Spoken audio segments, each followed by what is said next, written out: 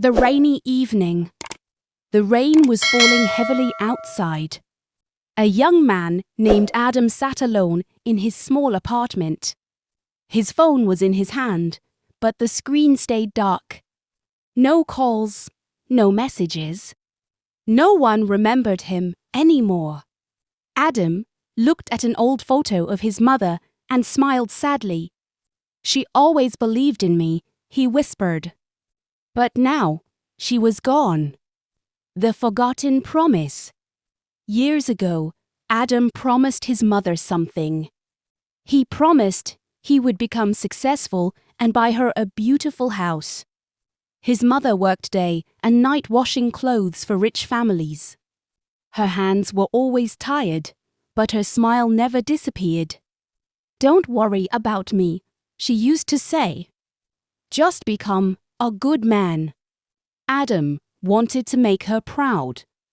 But life became difficult after her death. He lost his job. His friends slowly disappeared. Even relatives stopped calling him. The world became cold and silent. So old phone. One night, while cleaning his room, Adam found an old phone inside a dusty box. It belonged to his mother. The battery was almost dead. But when he turned it on, he found something unexpected. A voice message. His hands started shaking. It was recorded 3 years earlier, before his mother died. "Hear voice." Adam pressed play. His mother's soft voice filled the room. "Adam, if you are hearing this, maybe I am no longer with you." Adam's eyes filled with tears instantly. "I know life is hard for you. I know you feel lonely sometimes, but listen to me carefully. You are stronger than your pain. No matter how many people leave you, never leave yourself. And remember one thing. You were the greatest gift of my life." Adam broke down crying. He hugged the phone tightly like it was his mother herself. The hidden truth. The message continued. "I never told you this because I didn't want you to worry. The doctors said I was sick for a long time. But every day, I stayed alive because I wanted to see your smile." Adam could barely breathe. "I know one day you will become someone wonderful. Not because of money, but because your heart is kind. And kind hearts are rare in this world." The empty chair. The next morning, Adam visited his mother's grave for the first time in months. He carried white flowers in his trembling hands. Beside the grave was an old empty chair where she used to sit and wait for him after work. Adam sat there quietly. "I'm sorry, Mom," he whispered. "I gave up on myself." The wind moved softly around him. For a moment, it felt like his mother was still there, listening, smiling, protecting him. A new beginning. Days later, Adam started changing his life slowly. He worked harder. He helped poor people in his neighborhood. He stopped hating himself. Whenever life became difficult, he listened to his mother's voice message again. It became his strength. Years later, Adam finally opened a small charity center for lonely children and struggling mothers. At the entrance, there was a sign. "Kind hearts change the world." And under it. "In memory of my mother, the little girl in the corner." One cold winter evening, Adam was closing the charity center when he noticed a little girl sitting quietly outside the gate. She looked no older than 7. Her clothes were old and wet from the rain. She hugged a broken doll tightly against her chest. Adam slowly walked toward her. "Where are your parents?"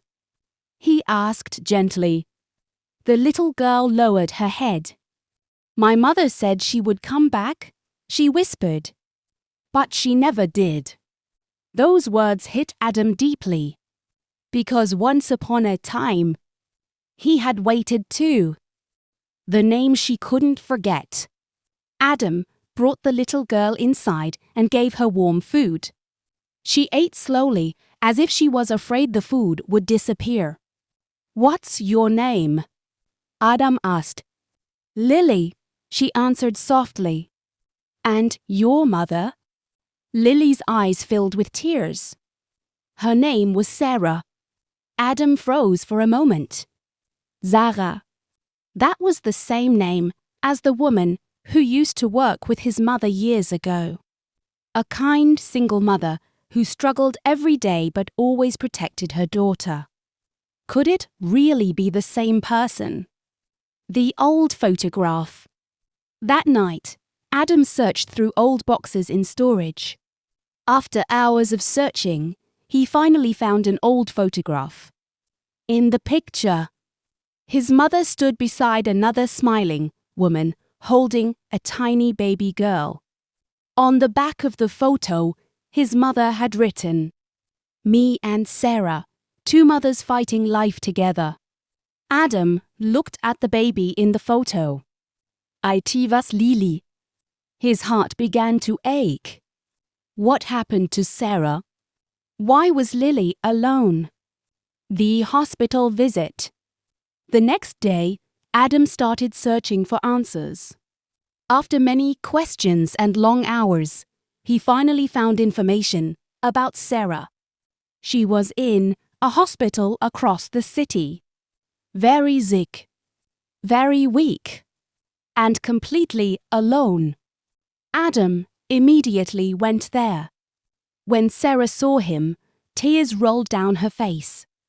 "You're Maria's son," she whispered weakly. Adam nodded slowly. Sarah smiled painfully. A mother's last wish. Sarah's breathing became heavier. "I tried to protect Lily," she said. "But I became too sick to work." She looked at Adam with trembling eyes. "There's nobody left for her." Adam felt his chest tighten. Sarah slowly held his hand. "Please, don't let her feel abandoned." Adam remembered his own childhood. The loneliness. The silence after losing someone you love. Tears filled his eyes. "I promise," he whispered. Goodbye. 3 days later, Sarah passed away quietly in her hospital bed. Lily cried endlessly at the funeral. She held Adam's entire time. "Will everyone leave me too?" she asked through tears. Adam knelt beside her. "No," he said softly. "Not anymore." For the first time in years, Adam felt that life had given him a reason to keep going. Not for himself, but for someone who needed love. Learning to be a family. At first, Lily barely spoke. She had nightmares almost every night. One night, he sat beside her bed and asked gently, "What scares you the most?" Lily looked at him with trembling eyes. "I'm scared that one day you'll disappear too." He carefully hugged her and whispered. Lily cried against his chest like a child who had been holding pain inside for too long. Months passed. Slowly, Lily began smiling again.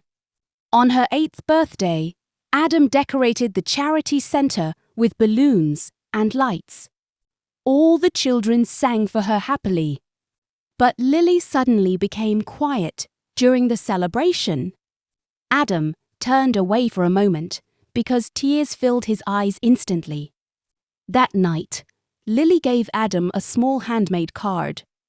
"You feel like home." The voice message again. "You were the greatest gift of my life." Through memories. Do you think our mothers can see us? Yes, he whispered.